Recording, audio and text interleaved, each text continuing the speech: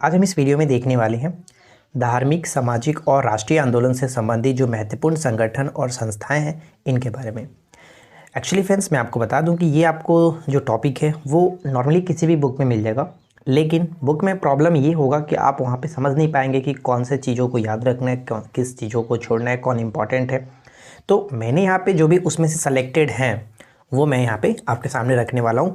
और ये बहुत ज़्यादा इंपॉर्टेंट टॉपिक है, क्योंकि चाहे कोई भी एग्ज़ाम्स में अब आप जा कर के बैठेंगे तो डेफिनेटली यहाँ से 1 से 2 प्रश्न देखने को मिलता ही मिलता है, और ये बहुत ज़्यादा इंपॉर्टेंट है, तो इसलिए मैं इसको छोड़ नहीं सकता हूँ। लास्ट टाइम है तो रिविजन्स करना ज़रूरी है। तो चलिए शुरू करते हैं। एंड तक बने रहिएगा और सभी को अच्छे से याद रखिएगा, क्योंकि इसमें जो प्रश्न पूछे जाते हैं वो कैसे पूछे जाते हैं वो आपको पता होगा। पहली चीज़ तो पूछा जाएगा कि इनको क्रम से सजाइए, या फिर पूछा जाएगा कि इनको मैच करना है, या फिर इनके संस्थापक कौन से। 3 तरह के प्रश्न इसमें से पूछे जाते हैं। ठीक है, तो चलिए हम तीनों को कोशिश करेंगे कि याद रखना है। चलिए, सबसे पहला प्रश्न देखिए क्या कह रहा है कि एशियाटिक सोसाइटी की स्थापना कब को की गई थी। तो 1784 में एशियाटिक सोसाइटी की स्थापना विलियम जोन्स ने किया था। विलियम जोन्स ने किया था 1784 में। आत्मीय सभा 1815 में राजाराम मोहन राय ने किया था। और वेदांत कॉलेज 1825, 10 वर्षों के बाद 1825 में वेदांत कॉलेज फिर से राजाराम मोहन राय के द्वारा ही किया गया था। ठीक है, उसके बाद है युवा बंगाल आंदोलन। युवा बंगाल आंदोलन बहुत बार पेपर में पूछा गया है। 1826 में, ध्यान रखिएगा, हेनरी विवियन डेरोजियो के द्वारा यह किया गया था। राइट। उसके बाद है ब्रह्म समाज 1828 में, 1828 में राजाराम मोहन राय के द्वारा। तो अभी आपने देखा कि राजाराम मोहन राय से संबंधित 3 चीज़ें हैं जो कि तीनों हमेशा इंपॉर्टेंट है, पूछा जाता है। जैसे कि आत्मीय सभा 1815, वेदांत कॉलेज 1825 और ब्रह्म समाज 1828, राजाराम मोहन राय। क्लियर, ये ध्यान रखना है। उसके बाद है तत्वबोधिनी सभा, जो कि 1839 में देवेंद्र नाथ ठाकुर के द्वारा इसकी स्थापना की गई थी। और इसके संबंध में एक छोटा सा पॉइंट ये भी याद रखिएगा, कंफ्यूज नहीं करना है, कि जो तत्वबोधिनी सभा है ये आरंभ में इसका जो नाम था तत्वरंजनी सभा था। ठीक है, तत्वरंजनी सभा था। यह ब्रह्म समाज से टूट करके अलग हुआ, कुछ लोगों के द्वारा ये स्थापित किया गया था। यानी कि सिंपल सी भाषा में बस आपको ये याद रखना है, पूछा जा सकता है कि तत्वरंजनी सभा की स्थापना किसने की थी। तो तत्वरंजनी सभा की स्थापना देवेंद्र ठाकुर ने किया था 1839 में, यानी कि उसी का नाम था तत्वबोधिनी सभा का। क्लियर। अगला है कि ब्रिटिश सार्वजनिक सभा की स्थापना 1843 में दादा भाई नौरोजी ने किया था। ठीक है, दादा भाई नौरोजी ने ब्रिटिश सार्वजनिक सभा की स्थापना 1843 में, दादा भाई नौरोजी ने। 1843 में एक चीज़ ध्यान रखिएगा, क्या हम याद रख सकते हैं, जैसे कि दास प्रथा का अंत हुआ था लॉर्ड एलनबरो के संबंध में। ठीक है, लॉर्ड एलनबरो के समय में 1833 के चार्टर एक्ट के तहत, तो ये भी इंपॉर्टेंट रहेगा। उसके बाद है परमहंस मंडली 1840 में, किसके द्वारा, गोपाल हरि देशमुख। गोपाल हरि देशमुख को किस नाम से जाना जाता है, लोकहितवादी के नाम से जाना जाता है। ठीक है, लोकहितवादी बहुत बार पूछा गया। और दादा भाई नौरोजी को तो आपको पता ही है, grand old man of India के नाम से इनको जाना जाता है, तो ये याद रखिएगा। मोहम्मदन एंग्लो लिटरेरी सोसाइटी जो है, जिसकी स्थापना 1863 में की गई थी अब्दुल लतीफ़ के द्वारा। लेकिन इसके संबंध में कुछ पॉइंट्स हैं, जैसे कि आप ध्यान रखिएगा। 1863 में तो ये था आपका Mohammedan Anglo literary society Abdul Latif. तो 1875 में Aligarh Mohammedan Anglo Oriental college के रूप में इसी का नाम दिया गया, किसके द्वारा, सर सैयद अहमद खां के द्वारा। तो ये चीज़ याद रखना है, 1863 से 1875 में ये नाम दिया गया, और 1920 में इसे अलीगढ़ मुस्लिम विश्वविद्यालय के रूप में नाम दिया गया था, जिसको हम लोग आगे देखने वाले हैं। इसके बाद नेक्स्ट क्वेश्चन क्या है कि साइंटिफिक सोसाइटी 1864 में सर सैयद अहमद खां। ठीक है, सर सैयद अहमद खां 1864। देखिए इसमें क्या है कि फ्रेंड्स, आपको ईस्वी भी याद रखना है, इसमें कुछ भी ऐसा नहीं है कि छोड़ सकते हैं। अगर आपसे पूछा कि साइंटिफिक सोसाइटी की स्थापना किसने की थी, तो ये भी पूछा जाता है कि कब की गई थी। ऐसा नहीं है कि सिर्फ और सिर्फ ईस्वी पूछा जाता है या फिर इसके संस्थापक पूछा जाता है, दोनों को आपको याद रखना कंपलसरी है। तो आप इसको किसी भी तरह से याद रखने की कोशिश जरूर करिए, चाहे रट करके, चाहे रट्टा मार करके, जिस तरह से हो सके, लेकिन इसको याद रखिए, क्योंकि ये एग्जाम्स के पॉइंट ऑफ व्यू से बहुत ज़्यादा इंपॉर्टेंट टॉपिक है, इसे हम नहीं छोड़ सकते हैं, तो याद रखना है। अगला पॉइंट्स क्या है कि ईस्ट इंडियन एसोसिएशन 1866 में दादा भाई नौरोजी ने, 1866 में दादा भाई नौरोजी ने, ये चीज़ याद रखिएगा। और ऊपर हमने क्या देखा था, ऊपर में 1843 में इन्होंने ब्रिटिश सार्वजनिक सभा की स्थापना की थी। ठीक है, पूना सार्वजनिक सभा 1867, एमजी रनाडे। ठीक है, एमजी रनाडे के द्वारा, ये याद रखिएगा। उसके बाद है प्रार्थना समाज 1867। इसमें क्या है कि केशव चंद्र के सहयोग से एमजी रनाडे, आत्माराम पांडुरकर और देवेंद्र नाथ ठाकुर। लेकिन सबसे इंपॉर्टेंट जो रोल था इसमें किनका था, केशव चंद्र सेन का। उसके बाद है वेद समाज, वेद समाज 1867, वेद समाज 1867 केशव चंद्र सेन, वेद समाज 1867 केशव चंद्र सेन। उसके बाद हम आगे बढ़ते हैं। नेक्स्ट पॉइंट बनता है जो कि सत्यशोधक समाज, बहुत बार पूछा गया। सत्यशोधक समाज 1873 में ज्योतिबा फुले के द्वारा, तो ये याद रखना है। उसके बाद है नेक्स्ट कि Indian league 1875, Indian league 1875 Shishir Kumar Ghosh, Shishir Kumar Ghosh के जो एक पत्रिका थी उसका नाम क्या था, अमृत बाजार पत्रिका। ठीक है, अमृत बाजार पत्रिका जो कि किस चीज़ से बचने के लिए उन्होंने कोलकाता में जो इसका प्रकाशित होता था बंगाली भाषा में, लेकिन रातों रात इसको बदल दिया गया था अंग्रेजी भाषा में। वर्नाकुलर प्रेस एक्ट किसके द्वारा लगा था, 1878 में लागू हुआ था लॉर्ड लिटन के द्वारा। ठीक है, जिसको रद्द किया गया था लॉर्ड रिपन के द्वारा। तो ये चीज़ याद रहेगा, शिशिर कुमार घोष या फिर मोतीलाल घोष के द्वारा अमृत बाजार पत्रिका के संस्थापक थे। क्लियर, तो इंडियन लीग आपको यही याद रखना है, 1875 शिशिर कुमार घोष। ठीक है, उसके बाद है आर्य समाज, आर्य समाज हो गया 1875 दयानंद सरस्वती जी, 1875 दयानंद सरस्वती जी। थियोसोफिकल सोसाइटी 1875 में, ये चीज़ याद रखेंगे, मैडम व्लादिवोस्टोकी और कर्नल अलकाट, तो ये नाम दोनों याद रखना है। राइट, चलिए आगे बढ़ते हैं। आगे बढ़ने से पहले एक छोटा सा रिक्वेस्ट है कि अगर आपको ये वीडियो पसंद आए तो प्लीज़ वीडियो को लाइक एंड शेयर करिए, दोस्तों के साथ ज़्यादा से ज़्यादा शेयर करिए, और चैनल पे पहली बार आए तो चैनल को सब्सक्राइब करके नोटिफिकेशन बेल आइकन को ऑल पे सेट कर लीजिए, क्योंकि ये चैनल आपको कभी निराश नहीं करती है, हमेशा ऑथेंटिक चीज़ों के साथ, इंपॉर्टेंट कलेक्शन के साथ आपको अच्छे तरीके से गाइड करती है, प्रिपरेशन कराती है। तो आप हमारे साथ जुड़ सकते हैं अगर आपको एग्जाम्स में अच्छे स्कोर करना है तो। चलिए उसके बाद क्या है नेक्स्ट पॉइंट, अगला प्रश्न क्या कह रहा है, इंडियन एसोसिएशन। अगर ऊपर में आपने ध्यान दिया होगा तो हमने एक चीज़ देखा था, east Indian association. East Indian association 1866 में दादा भाई नौरोजी, लेकिन उसके 10 वर्ष के पश्चात यानी 1876 में इंडियन एसोसिएशन की स्थापना हुई आनंद मोहन बोस और सुरेंद्र नाथ बैनर्जी। एकदम वीवीआई प्रश्न है, कन्फ्यूजन्स का होता रहता है, ध्यान रखिएगा।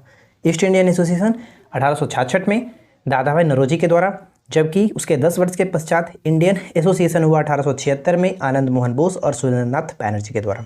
ठीक है, भारतीय राष्ट्रीय कांग्रेस, इसकी स्थापना 1885 एओ होम के नेतृत्व में हुआ था, और किसके समय में, लॉर्ड डफरिन के समय में। ये चीज़ याद रखेंगे, काफ़ी बार पूछा गया। भारतीय राष्ट्रीय कांग्रेस से संबंधित मैंने सारी चीज़ें एक अलग वीडियो में बना रखी है, आप जाकर के उसको देख सकते हैं। बॉम्बे प्रेसिडेंसी एसोसिएशन जो कि 85 है, बॉम्बे देखिए उसके बाद क्या होता है नेक्स्ट क्वेश्चन की, बॉम्बे प्रेसिडेंसी एसोसिएशन 1885 में, जिसके संस्थापक थे फिरोज शाह मेहता। फिरोज शाह मेहता की एक पत्रिका थी जिसको हम लोग बॉम्बे क्रॉनिकल के नाम से जानते थे। ठीक है, Bombay presidency association 1885, Firoz Shah Mehta.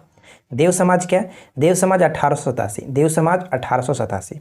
Right, और किसके द्वारा किया गया था, तो पंडित शिव नारायण अग्निहोत्री। याद रखने में कोई कन्फ्यूजन नहीं होना, जैसे कि देव है तो देव कौन थे, शिव थे। ठीक है, शिव होते हैं, तो देव समाज 1887, पंडित शिव नारायण अग्निहोत्री। राइट, और वेद समाज कब था, वेद समाज आपका हमने देखा था 1867, वेद समाज 1867, और इसके 20 वर्ष के पश्चात हुआ था देव समाज। तो 1867 में जो वेद समाज था उसके संस्थापक केशव चंद्र सेन। ठीक है, केशव चंद्र सेन। वेलूर मठ की बात करें तो 1887 में वेलूर मठ स्वामी विवेकानंद। और उसके बाद है Indian national social conference, Indian national social conference 1887 MG Ranade के द्वारा, एमजी रानाडे के द्वारा। राइट, तो यहाँ तक आपको कोई समस्या नहीं होनी चाहिए और अच्छे से सारी चीज़ों को याद रखना है। ठीक है, और देखिए कोशिश करेंगे कि हम इसका एक एमसीक्यू भी ला दें ताकि आपको और अच्छे तरीके से ये बेटर याद हो सके। ठीक है, तो चलिए हम आगे बढ़ते हैं। अगला प्रश्न क्या कह रहा है कि शारदा सदन। ठीक है, शारदा सदन 1889 में रामाबाई, पंडिता रामाबाई के द्वारा स्थापित किया गया था शारदा सदन। रामकृष्ण मिशन की बात करें तो 1897 विवेकानंद, 1897 विवेकानंद। अभिनव भारत संस्थान, अभिनव भारत संस्थान 1904 में वीडी सावरकर के द्वारा। तो ये तीनों इंपॉर्टेंट रहेगा, तीनों याद रखना है। Servant of India society bar bar repeat होता रहता है, 1905 में गोपाल कृष्ण गोखले के द्वारा इसकी स्थापना की गई थी। मुस्लिम लीग की ध्यान रखेगा 1906 में आगा खां और सलीम उल्लाह के द्वारा, आगा खां और सलीम उल्लाह के द्वारा। अनुशीलन समिति 1907, अनुशीलन समिति 1907 वरिंद्र घोष तथा भूपेंद्र नाथ। ठीक है, वरिंद्र घोष और तथा भूपेंद्र नाथ के द्वारा। Social service league 1911, social service league 1911 NM Joshi के द्वारा। ये याद रखिएगा, एनएम जोशी के द्वारा। नेक्स्ट वन है कि विश्व भारती 1912 में जिसकी स्थापना हुई थी, 1912 में विश्व भारती, रविन्द्रनाथ ठाकुर या फिर रविन्द्रनाथ टैगोर कहते हैं। गदर पार्टी 1913 में लाला हरदयाल के नेतृत्व में इसकी स्थापना की गई थी। होम रूल की बात करें तो 1916, याद रहेगा होम रूल। होम रूल दो चीज़ों से संबंधित है यहाँ, यानी कि दो लोगों से संबंधित है, एक तिलक और एक एनी बेसेंट। देखिए तिलक के द्वारा 28 अप्रैल 1916 को पूना में स्थापित किया गया था, जबकि सितंबर 1916 में एनी बेसेंट ने इसको मद्रास में स्थापित किया था। तो दोनों चीज़ों को आपको याद रखना है, राइट। उसके बाद नेक्स्ट क्वेश्चन क्या है कि खिलाफत आंदोलन 1919 का संबंध किससे? खिलाफत आंदोलन 1919 अली बंधु। अच्छा देखिए एक चीज़ मैं आपको बताता हूँ, होम रूल जो है, बिहार में होम रूल की स्थापना कब की गई थी? तो बिहार में होम रूल जो था वो 16 दिसंबर 1916 को था, 16 दिसंबर 1916, ये चीज़ याद रखेंगे, ठीक है। अगला point, Akhil Bharatiya trade union जो है, अखिल भारतीय ट्रेड यूनियन, इसकी स्थापना 1920 किसके द्वारा? तो एनएम जोशी के द्वारा, एनएम जोशी के द्वारा अखिल भारतीय ट्रेड यूनियन, तो 1920 में। स्वराज पार्टी 1930, स्वराज पार्टी 1930 मोतीलाल नेहरू और चित्तरंजन दास के द्वारा। और हिंदुस्तान रिपब्लिक एसोसिएशन 1924 सचिन नाथ सन्याल के द्वारा, तो ये चीज़ याद रखेंगे। यहाँ से भी कई क्वेश्चंस पूछे गए हैं ऑलरेडी। उसके बाद है बहिष्कृत हितकर्णी सभा 1924 में अंबेडकर के द्वारा, मोस्ट इंपॉर्टेंट है, बहिष्कृत हितकर्णी सभा 1924 में अंबेडकर के द्वारा। राष्ट्रीय स्वयंसेवक संघ 1925 में हेडगेवार के द्वारा, हेडगेवार, ये भी याद रखेंगे, इंपॉर्टेंट रहेगा। नौजवान सभा 1926 में भगत सिंह के द्वारा, नौजवान सभा 1926 भगत सिंह के द्वारा। हिंदुस्तान सोशलिस्ट रिपब्लिक एसोसिएशन, ठीक है, रिपब्लिक एसोसिएशन 1928 में, ये चीज़ ध्यान रखिएगा, इंपॉर्टेंट है। और इसके बाद हमारा नेक्स्ट बनता है हरिजन सेवक संघ। हरिजन सेवक संघ पुणे में इसकी स्थापना हुई थी 1932 में महात्मा गांधी जी के द्वारा। यहाँ पे एक और है, क्या कह रहा है, आज़ाद हिंद फौज 1942 में रास बिहारी बोस, आज़ाद हिंद फौज रास बिहारी बोस 1942 में। खुदाई खिदमतगार 1930, बहुत बार पूछा गया है, खुदाई खिदमतगार 1930 में अब्दुल गफ़ार खान, अब्दुल गफ़ार खान। कन्फ्यूजन्स पॉइंट कहाँ पे होता है, मैंने बताया था ईस्ट इंडियन एसोसिएशन 1866 दादा भाई नौरोजी के द्वारा, जबकि इंडियन एसोसिएशन कब था, इसके 10 वर्ष के पश्चात 1876 में आनंद मोहन बोस और सुरेंद्र नाथ बैनर्जी के द्वारा। तो ये दो सबसे इंपॉर्टेंट है जो कन्फ्यूज करते हैं। और एक हमारा क्या था, ब्रिटिश सार्वजनिक सभा, ब्रिटिश सार्वजनिक सभा कब, 1843 में दादा भाई नौरोजी के द्वारा, वो चीज़ भी आपको याद रखना है, ठीक है। और एक अगर पूछे कि परमहंस मंडली कब है, तो परमहंस मंडली 1840, ठीक है, 1840 में। गोपाल हरि देशमुख को किस नाम से जानते हैं, लोकहितवादी के नाम से जाने जाते हैं। तो देखिए फ्रेंड्स, इस टॉपिक से रिलेटेड आपको इतने सारे जो संस्थाएं हैं वो आपको याद रखना है, और इनके संबंधी जो डेट है, यानी कब इसकी स्थापना की गई थी, किसके द्वारा स्थापित की गई थी, ये दोनों चीज़ों को आपको याद रखना है, बहुत इंपॉर्टेंट है। नेक्स्ट क्वेश्चन कह रहा है कि किसके सुझाव पर भारतीय राष्ट्रीय संघ का नाम बदल करके भारतीय राष्ट्रीय कांग्रेस रखा गया था? भारतीय राष्ट्रीय संघ जो नाम था, ये एओ हुम ने ही इसको बनाया गया था, उनके द्वारा, निर्माता वही थी, और उन्होंने इसका नाम भारतीय राष्ट्रीय संघ यानी कि इंडियन नेशनल यूनियन रखा था। लेकिन बाद में भारतीय राष्ट्रीय कांग्रेस रखने का जो सुझाव रखा गया, किसके द्वारा, तो दादा भाई नौरोजी। यहाँ पे ऑप्शन हम डी को टिक करेंगे। सेकेंड क्वेश्चन है कि भारतीय राष्ट्रीय कांग्रेस के सबसे ज़्यादा समय तक रहने वाले अध्यक्ष निम्न में से कौन थे? सबसे ज़्यादा समय तक रहने वाले अध्यक्ष कौन थे? Maulana Abul Kalam Azad. Right answer option A होगा। बस इस वीडियो के साथ आखिरी तक बने रहिए, जो भी यहाँ पे क्वेश्चंस हैं बहुत ज़्यादा इंपॉर्टेंट है, आपको काफ़ी अच्छा लगेगा, बस आखिरी तक बने रहिए। भारतीय राष्ट्रीय कांग्रेस की स्थापना के समय ब्रिटेन के प्रधानमंत्री कौन थे? स्थापना कब हुआ था? 1885 में, ठीक है, 28 दिसंबर 1885। उस वक्त ब्रिटेन के प्रधानमंत्री कौन थे? Gladstone. B will be right answer, Gladstone. Next question, भारतीय राष्ट्रीय कांग्रेस की स्थापना के समय भारत का वायसराय कौन था? भारत का वायसराय कौन था? तो उस वक्त भारत के वायसराय का जो सिलसिला चल रहा था, तो वहाँ पे हम कह सकते हैं 1885 के समय लॉर्ड डफरिन थे। लॉर्ड डफरिन, इनका कार्यकाल 1884 से लेकर के 88 तक था, ठीक है, 1884 से 88 तक था। तो ऑप्शन सी को टिक करेंगे, लॉर्ड डफरिन। नेक्स्ट क्वेश्चन है कि किसने स्वतंत्रता के बाद भारतीय राष्ट्रीय कांग्रेस को समाप्त करने का सुझाव दिया?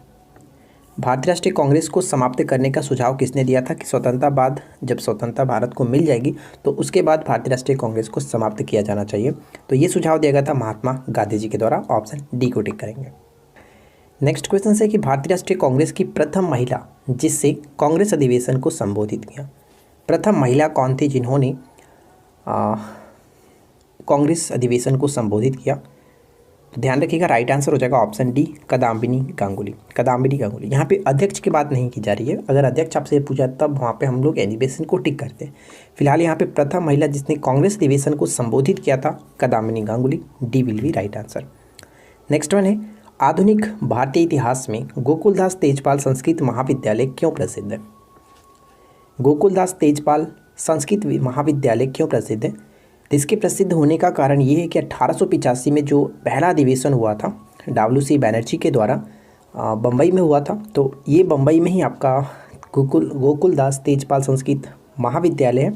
तो भारतीय राष्ट्रीय कांग्रेस का प्रथम अधिवेशन यहीं हुआ था, इसीलिए ये चर्चित है। तो ऑप्शन ए को टिक करेंगे। नेक्स्ट वन देखिए, 1906 में स्वराज को राष्ट्रीय आंदोलन का लक्ष्य घोषित करने वाला भारतीय राष्ट्रीय कांग्रेस का अध्यक्ष निम्नलिखित में से कौन था?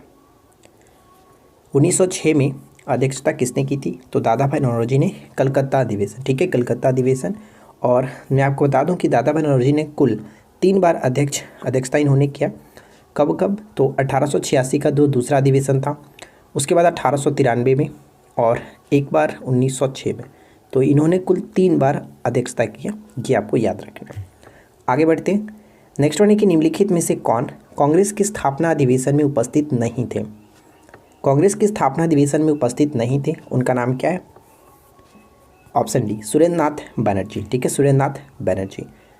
अध्यक्षीय संबोधन के समय जिस कांग्रेस अध्यक्ष ने हिंदी भाषा के लिए रोपन लिपि लागू करने की वकालत की, वह कौन थे? तो option D, Subhash Chandra Bose. Next one, Congress के प्रति कर्जन की क्या नीति थी? कांग्रेस के प्रति कर्जन की क्या नीति थी? तो कर्जन जो थे इनको समाप्त करना चाहते थे, यानी कि अस्तित्व समाप्त करना चाहते थे, इस तरह से वो दृष्टिकोण रखते थे। यहाँ पे ऑप्शन बी को टिक करेंगे। भारतीय राष्ट्रीय कांग्रेस के हरिपुरा अधिवेशन की अध्यक्षता किसने की थी? हरिपुरा अधिवेशन की अध्यक्षता किसके द्वारा की गई थी? सुभाष चंद्र बोस यानी SC बोस के द्वारा। Option C. निम्नलिखित में से कौन सही नहीं है? तो ध्यान से पढ़िए और बताइए कि कौन सही नहीं है, गलत तरीके से मैच किया गया। भारतीय राष्ट्रीय कांग्रेस का कलकत्ता अधिवेशन 1887। देखिए, मैं आपको बता दूं कि जो पहला अधिवेशन हुआ, पहला अधिवेशन की अगर हम बात करें तो बम्बई में हुआ था। दूसरा अधिवेशन आपका बन जाता है कलकत्ता में। तो दूसरा अधिवेशन 1886 कलकत्ता था और 1887 की बात करें तो ये आपका नीचे आ जाता था मद्रास। तो ये आपको ध्यान रखना है कि ये पॉइंट आपका गलत बन जाता है, लेकिन बाकी में कोई दिक्कत नहीं है। कांग्रेस का जो लखनऊ अधिवेशन 1916 में भी हुआ था, 1922 का गया अधिवेशन था और 1939 का त्रिपुरी अधिवेशन था। तो इन तीनों में कोई दिक्कत नहीं है, दिक्कत सिर्फ और सिर्फ ऑप्शन ए में था। कलकत्ता अधिवेशन यहाँ पे ना होकर के मद्रास अधिवेशन 1887 होना चाहिए था। किसने कांग्रेस को सूक्ष्मदर्शी अल्पसंख्यक जनता का प्रतिनिधित्व बताते हुए उसका मजाक उड़ाया था? तो बताइए इस प्रश्न का राइट आंसर क्या बनेगा? सूक्ष्मदर्शी अल्पसंख्यक जनता का प्रतिनिधि बताते हुए उसका मजाक उड़ाया था किसने? तो ऑप्शन बी, लॉर्ड डफरिन ने। ठीक है, लॉर्ड डफरिन, ऑप्शन बी को टिक करेंगे। 1922 में गया के इंडियन नेशनल कांग्रेस के अधिवेशन के अध्यक्ष कौन थे? 1922 में गया के इंडियन नेशनल कांग्रेस के अधिवेशन की अध्यक्षता किसने की थी? तो चित्तरंजन दास। ए विल बी राइट आंसर। देखिए फ्रेंड्स, उम्मीद करता हूँ कि आप लोग को ये वीडियो पसंद आ रही होगी। वीडियो अगर आपको अच्छा लगे तो प्लीज़ वीडियो को अधिक से अधिक लाइक करें, और आज की इस वीडियो का लाइक का मैं टारगेट रखता हूँ 700 लाइक्स का। इस वीडियो को बनाने में काफ़ी ज़्यादा मेहनत लगी है, काफ़ी इधर उधर ढूंढ करके मैंने कुछ क्वेश्चंस को तैयार किया, तो इतना तो आप कर ही सकते हो। 700 लाइक्स मैं आपसे मांग रहा हूँ, प्लीज़ लाइक कर देना और साथ साथ चैनल को सब्सक्राइब करके रखिए, नोटिफिकेशन बेल आइकन को ऑल पे सेट करके रखिए। भारतीय राष्ट्रीय कांग्रेस के दूसरे अधिवेशन की अध्यक्षता किसने की थी? तो दूसरे अधिवेशन की अध्यक्षता किसने की थी? या फिर अगर आपसे पूछे कि पहले पारसी अध्यक्ष कौन थे, पारसी अध्यक्ष कौन बने थे, तो यहाँ पे हमारा सही आंसर बनेगा दादा भाई नौरोजी। क्योंकि आपको पता है कि 1885 में जो प्रथम अधिवेशन हुआ यहाँ पे WC बैनर्जी थे। उसके बाद 1886 में पारसी अध्यक्ष बने दादा भाई नौरोजी। 1887 की बात करें तो 1887 में यहाँ पे सबसे पहले बने थे पहला मुस्लिम अध्यक्ष बदरुद्दीन तैयबजी, जो कि ये मद्रास अधिवेशन था। और उसके बाद 1888 में पहली बार बने थे अंग्रेज अध्यक्ष जॉर्ज यूले, इलाहाबाद अधिवेशन। तो ये 4 आपको बहुत इंपॉर्टेंट है, आपको याद रखना है, ठीक है। तो पारसी अध्यक्ष पूछे या फिर अगर आपसे दूसरा अधिवेशन बात की जा रही है तो कोई दिक्कत नहीं है, दादा भाई नौरोजी को टिक करेंगे। चलिए आगे बढ़ते हैं और नेक्स्ट क्वेश्चन को ट्राई करिए। नेक्स्ट क्वेश्चन है कि वह कौन से कांग्रेस अध्यक्ष थे जिसने क्रिप्स मिशन व लॉर्ड वेवेल दोनों से वार्ताएं की थी? क्रिप्स मिशन और लॉर्ड वेवेल के साथ वार्ताएं की थी? तो यहाँ पे हमारा सही आंसर बनेगा अबुल कलाम आज़ाद। अबुल कलाम आज़ाद आपको पता है कि 1940 से लेकर के ये 1945 तक अध्यक्ष के पद पर कार्यरत रहे थे। सबसे लंबे समय तक कार्यरत रहने वाले अध्यक्ष के रूप में ये जाने जाते हैं अबुल कलाम आज़ाद, तो इनको याद रखना है। भारतीय राष्ट्रीय कांग्रेस का 27वां अधिवेशन किस स्थान पर हुआ था? भारतीय राष्ट्रीय कांग्रेस का 27वां अधिवेशन किस स्थान पर हुआ था? और मैं आपको बता दूं कि हमारे जो पेड ग्रुप है, पेड कोर्स है, जिसमें मैंने आपको 260 से ज़्यादा नोट्स दिया है, उसमें मैंने भारतीय राष्ट्रीय कांग्रेस को बहुत ही अच्छे तरीके से, बहुत ही बारीकी से बताया हर एक पॉइंट को। अगर आपने उस नोट्स को पढ़ा है होगा तो यहाँ पे ऐसा कोई क्वेश्चंस नहीं है जो कि आप छोड़ेंगे, अच्छे तरीके से कर सकते हैं। तो फिलहाल मैं आपको बता दूं कि 27वां अधिवेशन की बात करें तो ये बांकीपुर में हुआ था, इसके याद रखना है। और ये क्वेश्चंस आपका ऑलरेडी पीसीएस में पूछा गया था, तो राइट आंसर यहाँ पे डी होगा, बांकीपुर। भारतीय राष्ट्रीय कांग्रेस के 1986 में मेरठ में आयोजित अधिवेशन की अध्यक्षता किसने की थी? मेरठ में जेबी कृपलानी, ए विल बी राइट आंसर, जेबी कृपलानी। निम्नलिखित में से भारतीय राष्ट्रीय कांग्रेस के किस अधिवेशन में महात्मा गांधी ने कहा था गांधी मर सकते हैं परंतु गांधीवाद हमेशा बना रहेगा? गांधी मर सकते हैं परंतु गांधीवाद हमेशा बना रहेगा, ये बात किस अधिवेशन में कही गई थी? कराची अधिवेशन 1931। अच्छा, इसकी अध्यक्षता कौन कर रहे थे? ये भी इंपॉर्टेंट है, क्योंकि 1931 में पहली बार सर्वपल्ली सरदार वल्लभ भाई पटेल ने अध्यक्षता की थी, माफ़ी चाहूँगा, सरदार वल्लभ भाई पटेल की ये पहली अध्यक्षता थी 1931 की कराची अधिवेशन, तो इसे आपको याद रखना है। अगला क्वेश्चन, 1931 में भारतीय राष्ट्रीय कांग्रेस के कराची अधिवेशन के लिए जिसकी अध्यक्षता सरदार वल्लभ भाई पटेल कर रहे थे, मैंने आपको बताया, किसने मूल अधिकारों तथा आर्थिक कार्यक्रमों पर संकल्प प्रारूपित किया था? ये किसने किया था? तो ये किया गया था पंडित जवाहरलाल नेहरू के द्वारा। ऑप्शन हम बी को टिक करेंगे। भारतीय राष्ट्रीय कांग्रेस के निम्नलिखित अधिवेशनों में से किसकी अध्यक्षता सी विजय राघव चेरियार ने की थी? सी विजय राघव चेरियार ने की थी, तो ऑप्शन बी, नागपुर अधिवेशन 1920। ठीक है, नागपुर अधिवेशन 1920। किसने कहा था कांग्रेस आंदोलन न तो लोगों द्वारा प्रेरित था, न ही उनके द्वारा सोचा या फिर योजनाबद्ध किया गया था? ये बात किसने कही थी? ये बात कही गई थी सर सैयद अहमद के द्वारा, B will be right answer. Next one, Dadabhai Naoroji भारतीय राष्ट्रीय कांग्रेस के अध्यक्ष कितनी बार बने थे? तो ध्यान रखना है, भारतीय राष्ट्रीय कांग्रेस के अध्यक्ष टोटल दादा भाई नौरोजी 3 बार बने थे। मैंने आपको ऑलरेडी ऊपर में बताया था, 1886, 1893, 1906। जवाहरलाल नेहरू ने भारतीय राष्ट्रीय कांग्रेस के किस अधिवेशन की अध्यक्षता नहीं की थी? जवाहरलाल नेहरू भी टोटल 3 बार अध्यक्षता इनके द्वारा की गई थी, और कौन सा अधिवेशन की अध्यक्षता इन्होंने नहीं किया था? तो रामगढ़ अधिवेशन 1940, इसकी अध्यक्षता अबुल कलाम आज़ाद ने की थी, और 1929 में सबसे पहले जवाहरलाल नेहरू ने अध्यक्षता की। उसके बाद लखनऊ अधिवेशन 1936 और फैजपुर अधिवेशन जो कि पहली बार गांव में आयोजित हुआ था 1937 में, तो ये भी इंपॉर्टेंट है। तो फिलहाल यहाँ पे राइट आंसर आपका बनेगा, डी को टिक करेंगे। अगला क्वेश्चन देखिए, निम्नलिखित में से किसने 1909 में भारतीय राष्ट्रीय कांग्रेस के लाहौर अधिवेशन की अध्यक्षता की थी? 1909 का लाहौर अधिवेशन की अध्यक्षता किसने की थी? मदन मोहन मालवीय। ठीक है, मदन मोहन मालवीय। अच्छा, आपसे एक क्वेश्चन पूछता हूँ, मदन मोहन मालवीय जी की जो रचनाएं हैं, क्या आप उनके बारे में नीचे लिख करके बताएंगे? कौन कौन से उन्होंने पत्रिका जारी किया था? तो काफ़ी अच्छा होगा, आप नीचे कमेंट करके बताइएगा। भारतीय राष्ट्रीय कांग्रेस के किस अधिवेशन में वंदे मातरम को पहली बार गाया गया था? वंदे मातरम को पहली बार गाया गया था किस अधिवेशन में? तो सही आंसर बनेगा ऑप्शन डी, 1896 का कलकत्ता अधिवेशन। ठीक है, 1896 का कलकत्ता अधिवेशन, डी को टिक करेंगे। और एक चीज़ ध्यान रखिएगा, जनगण मन जो राष्ट्रीय गान है उसको भी कलकत्ता अधिवेशन में गाया था 1911 में। ठीक है, 1911 में गाया गया था, ये याद रखिएगा। स्वतंत्रता के बाद जयपुर में आयोजित भारतीय राष्ट्रीय कांग्रेस अधिवेशन की अध्यक्ष कौन थे? भारतीय राष्ट्रीय कांग्रेस अधिवेशन के अध्यक्ष कौन थे जयपुर में स्वतंत्रता के बाद? तो doctor Pattabhi Sitaramayya, C will be right answer. निम्नलिखित में से कौन पहला ब्रिटिश था जिसने भारतीय राष्ट्रीय कांग्रेस की अध्यक्षता की थी? तो मैंने आपको बताया था कि सबसे पहले आपका कहाँ पे हुआ? सबसे पहले हुआ था बम्बई में, उसके बाद ये चला गया था कलकत्ता में, और उसके बाद ये नीचे आया कहाँ पे? तो ध्यान रखेंगे, ये आपका 1887 में बना, जो कि मद्रास, और उसके बाद ये फिर से ऊपर में चला गया था कहाँ पे? तो ये कहेंगे हमारा इलाहाबाद, जो कि 1888 में। और यहाँ पे पहली बार ब्रिटिश के द्वारा, जो कि जॉर्ज यूल थे, इसे याद रखना है। या फिर अगर आपसे पूछे कि पहले ईसाई कौन थे, ईसाई अध्यक्ष कौन बने थे, तो जॉर्ज यूल को ही हम टिक करेंगे, option A will be right answer. Next question बनता है कि कुल कितनी महिलाएं अध्यक्ष बनी थी। भारतीय राष्ट्रीय कांग्रेस की कुल कितनी महिलाएं थीं जो कि अध्यक्ष के रूप में कार्यरत थीं। तो इस प्रश्न का राइट आंसर बनेगा ऑप्शन बी, टोटल 3 महिलाओं के द्वारा अध्यक्षता की गई थी। जैसे अगर हम बात करें तो पहली बार 1917 में एनी बेसेंट बनी जो कि कलकत्ता अधिवेशन। उसके बाद भारतीय अगर आपसे पूछे तो भारतीय 1925 में सरोजनी नायडू बनी थी जो कि ये कानपुर अधिवेशन था। और उसके बाद 1933 में फिर से नेली सेन गुप्ता बनी थी जो कि ये कलकत्ता अधिवेशन था। फिर से ये कलकत्ता, ये कानपुर और ये आपका बना था फिर से कलकत्ता। ठीक है, तो ध्यान रखेंगे। देखिए यहाँ से अगर हम बात करें तो प्लस 8 साल फिर से बढ़ा और फिर से प्लस 8 साल फिर से बढ़ा, यानी 8-8 वर्ष के अंतराल के बाद महिलाएं बनी गई थी। तो ये आपको पॉइंट्स ध्यान रखना है, टोटल 3 महिलाएं। अगला प्रश्न देखिए, भारतीय राष्ट्रीय कांग्रेस के प्रथम सत्र की बैठक भूमेश चंद्र बैनर्जी यानी कि WC बैनर्जी की अध्यक्षता में कितने गैर सरकारी प्रतिनिधियों ने भाग लिया था। तो पहली जब बैठक हुई थी ये आपका इसमें 72, ठीक है, 72 गैर सरकारी प्रतिनिधियों ने भाग लिया था। बहुत इंपॉर्टेंट है, इसको याद रखना।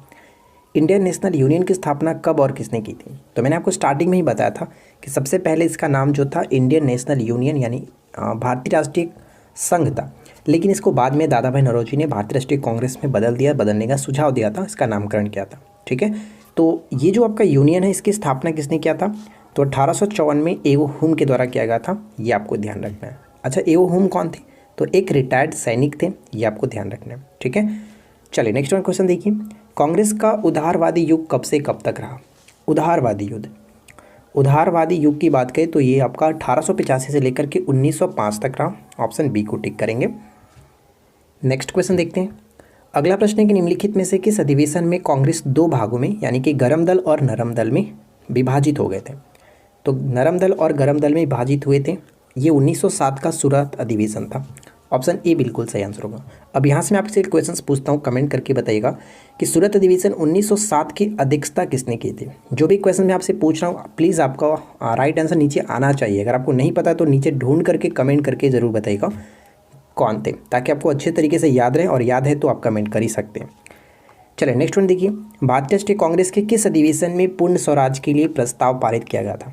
पूर्ण स्वराज के लिए प्रस्ताव पारित किया गया था, ये था 1929 का लाहौर अधिवेशन जिसकी अध्यक्षता जवाहरलाल नेहरू ने किया था, और जवाहरलाल नेहरू की ये पहली अध्यक्षता थी। अगला प्रश्न, भारतीय राष्ट्रीय कांग्रेस के जिस अधिवेशन में वंदे मातरम को पहली बार गाया गया उसकी अध्यक्षता किसने की थी। तो 1896 हम लोगों ने देखा था, 1896 का कलकत्ता अधिवेशन था। इसकी अध्यक्षता किसके द्वारा की गई थी, रहीमतुल्ला एम सयानी के द्वारा। B will be right answer. चलिए आगे बढ़ते हैं। अगला पॉइंट है कि असहयोग आंदोलन के संदर्भ में किसकी अध्यक्षता में अखिल भारतीय महाविद्यालय विद्यार्थी सम्मेलन नागपुर में दिसंबर 1920 में हुआ था। तो 1920 में जो कि नागपुर अधिवेशन किसकी अध्यक्षता में किया गया था, लाला लाजपत राय। ऑप्शन सी को टिक करेंगे, लाला लाजपत राय। अगला पॉइंट कि 1906 में स्वराज को राष्ट्रीय आंदोलन का लक्ष्य घोषित करने वाले भारतीय राष्ट्रीय कांग्रेस के अध्यक्ष निम्नलिखित में से कौन थे। तो दादा भाई नौरोजी। ऑप्शन ए को टिक करेंगे। निम्नलिखित में से कौन कांग्रेस की स्थापना अधिवेशन में उपस्थित नहीं था। अच्छा, ये क्वेश्चन आपका फिर से आ गया था ना, ऊपर हम लोगों ने देखा था। राइट आंसर आपका क्या बनेगा, सुरेंद्रनाथ बैनर्जी। ठीक है, सुरेंद्रनाथ बैनर्जी। देखिए नेक्स्ट क्वेश्चन कह रहा है कि इंडियन नेशनल कांग्रेस की प्रथम भारतीय महिला अध्यक्ष कौन थी। तो सरोजनी नायडू को टिक करेंगे, सी विल बी राइट आंसर, क्योंकि इन्होंने कानपुर अधिवेशन 1925 की अध्यक्षता इन्होंने किया था। ठीक है, जबकि श्रीमती एनी जो बेसेंट थी इन्होंने सबसे पहले अध्यक्ष तो बनी थी, लेकिन ये भारतीय नहीं थी। 1917 का कलकत्ता अधिवेशन इन्होंने किया था। अगला पॉइंट है कि निम्न में से किस अधिवेशन के लिए कांग्रेस ने पहली बार एक महिला को अध्यक्ष चुना। पहली बार महिला को अध्यक्ष चुना, कलकत्ता अधिवेशन 1917। ठीक है, आगे बढ़ते हैं। मुझे विश्वास है कि कांग्रेस अपने विनाश की तरफ जा रही है और मेरी यह बड़ी इच्छा भारत में रहते हुए होगी कि इसकी शांतिप्रिय निधन के लिए इसका सहायक बनूं। ये बात किसने कही थी। ये बात लिखी गई थी लॉर्ड कर्जन के द्वारा। ठीक है, Lord Curzon, C will be right answer. निम्नलिखित में से किसने 1938 में राष्ट्रीय योजना समिति यानी नेशनल प्लानिंग कमेटी नियुक्त की थी। तो ध्यान रखिएगा, ये सुभाष चंद्र बोस जी के नेतृत्व में हुआ था, क्योंकि यही अधिवेशन की अध्यक्षता कर रहे थे, हरिपुरा अधिवेशन 1938। इसी में राष्ट्रीय योजना समिति का गठन इन्होंने किया था, नेताजी सुभाष चंद्र बोस, और इसके अध्यक्ष बने थे पंडित जवाहरलाल नेहरू। अगला पॉइंट्स, हरिपुरा जहां भारतीय कांग्रेस का वार्षिक अधिवेशन 1938 में सुभाष चंद्र बोस की अध्यक्षता में हुआ, यह किस राज्य में स्थित है। हरिपुरा किस राज्य में स्थित है, यह आपसे पूछा जा रहा है। तो ये पड़ता है गुजरात, ठीक है, गुजरात, हरिपुरा, गुजरात। निम्नलिखित में से कौन लगातार 6 वर्षों तक भारतीय राष्ट्रीय कांग्रेस के प्रेसिडेंट रहे, अध्यक्ष रहे? लगातार 6 वर्षों तक, 1940 से 1945 तक, जो कि कह सकते हैं भारतीय राष्ट्रीय कांग्रेस के अध्यक्ष कार्यकाल में सबसे लंबा कार्यकाल इनका रहा, अब्दुल कलाम आज़ाद, ऑप्शन बी। और एक चीज़ मैं आपको बता दूं फ्रेंड्स, ध्यान रखिएगा कि सबसे युवा अध्यक्ष के रूप में इन्हीं को जाना जाता है, क्योंकि उन्होंने 1923 का दिल्ली अधिवेशन, जो विशेष अधिवेशन था, इसकी अध्यक्षता की थी। सबसे युवा अध्यक्ष के रूप में जाना जाता है मौलाना अबुल कलाम आज़ाद को। किसने कांग्रेस को सूक्ष्मदर्शी अल्पसंख्यक जनता का प्रतिनिधित्व बताते हुए इसका मजाक उड़ाया था? क्वेश्चन रिपीटेड है, लॉर्ड डफरिन, ठीक है, लॉर्ड डफरिन। भारतीय राष्ट्रीय कांग्रेस का 1885 में महासचिव कौन थे? तो ध्यान रखेंगे, अध्यक्ष की बात करें तो सबसे पहले अधिवेशन की अध्यक्षता WC बैनर्जी ने किया था, लेकिन उस वक्त महासचिव के रूप में AO होम थे। A will be right answer. Subhash Chandra Bose के त्यागपत्र के बाद भारतीय राष्ट्रीय कांग्रेस का अध्यक्ष कौन हुआ? सुभाष चंद्र बोस के त्यागपत्र के बाद भारतीय राष्ट्रीय कांग्रेस के अध्यक्ष के रूप में कार्यरत बने Rajendra Prasad. C will be right answer, Rajendra Prasad. Next question कह रहा है कि सुभाष चंद्र बोस पटाभी सीतारमैया को पराजित करके भारतीय राष्ट्रीय कांग्रेस के अध्यक्ष कहाँ हुए थे? काफ़ी इंपॉर्टेंट प्रश्न है, तो ध्यान रखिएगा, त्रिपुरी अधिवेशन 1939, ठीक है, त्रिपुरी अधिवेशन 1939। भारतीय राष्ट्रीय कांग्रेस का सर्वप्रथम मुस्लिम अध्यक्ष निम्न में से कौन थे? तो यहाँ पे आपसे पूछ रहा है कि पहली मुस्लिम अध्यक्ष कौन थे? मैंने आपको पहले ही बताया था कि मुस्लिम अध्यक्ष के रूप में हम लोग बदरुद्दीन तैयबजी को जानते हैं, जिन्होंने तीसरी अध्यक्षता की थी 1887 में मद्रास अधिवेशन की, ठीक है। चलिए नेक्स्ट वन है कि कराची अधिवेशन में मुख्य रूप से क्या हुआ था? कराची अधिवेशन में मुख्य रूप से क्या हुआ था? तो मौलिक अधिकारों की व्याख्या की गई थी। ए विल बी राइट आंसर, मौलिक अधिकारों की व्याख्या की गई थी। भारतीय स्वतंत्रता संग्राम के दौरान निम्नलिखित में से किसने प्रस्तावित किया था कि स्वराज को सभी प्रकार के विदेशी नियंत्रण से मुक्त संपूर्ण स्वतंत्रता के रूप में परिभाषित किया जाए? तो ये किसने प्रस्तावित किया था? मौलाना हसरत मोहानी, ऑप्शन बी, मौलाना हसरत मोहानी। नेक्स्ट क्वेश्चन की 1947 के भारतीय राष्ट्रीय कांग्रेस के दिल्ली अधिवेशन की अध्यक्षता किसने की थी? दिल्ली अधिवेशन जो कि एक विशेष अधिवेशन था, इसकी अध्यक्षता की गई थी किसके द्वारा? तो बी यहाँ पे करेक्ट आंसर होगा, राजेंद्र प्रसाद जी के द्वारा, ऑप्शन बी को टिक करेंगे। तो देखिए यहाँ पे मोस्ट इंपॉर्टेंट जो एक्सपेक्टेड क्वेश्चंस था एग्जाम्स के पॉइंट ऑफ व्यू से, वो मैंने आपको बताया, और आशा करते हैं कि आप लोग को ये वीडियो अच्छा लगा होगा। काफ़ी इधर उधर ढूंढने के बाद ये क्वेश्चंस मुझे मिला है, काफ़ी मेहनत लगी है, तो मैंने आपको जो लाइक का टारगेट रखा 700 लाइक्स का, प्लीज़ इसे कंप्लीट कर देना, और साथ साथ चैनल को सब्सक्राइब करके नोटिफिकेशन बेल आइकन को ऑल पे सेट करिए। वीडियो को शेयर भी किया करें। क्यूज का क्वेश्चंस आपके लिए 3 क्वेश्चंस हैं, तीनों का राइट आंसर नीचे कमेंट करके बताइएगा। पहला क्वेश्चन है कि भारतीय राष्ट्रीय कांग्रेस के सबसे युवा अध्यक्ष कौन थे? सेकंड क्वेश्चन कि महात्मा गांधी सबसे पहले किस अधिवेशन में कांग्रेस के मंच पर दिखे थे? मैंने इससे पहले वीडियो बनाया था एक भारतीय राष्ट्रीय कांग्रेस से, उसमें मैंने आपको बताया, साथ साथ मैंने नोट्स में अच्छे तरीके से आपको ये इसके बारे में लिखा भी है, तो अगर आपने नोट्स को पढ़ा होगा तो वहाँ पे आपको ये समझ में आ गया होगा, आपको याद होगा। और तीसरा क्वेश्चन कि भारतीय राष्ट्रीय कांग्रेस की तीसरी महिला अध्यक्ष कौन थे? इसके नाम के साथ इनका अधिवेशन भी बता दीजिएगा कब और कहाँ पे, तो ज़्यादा बेटर होगा। चलिए आज की इस वीडियो में इतना ही, मिलते हैं नेक्स्ट क्लास में। Thanks for watching, keep learning, have a good day.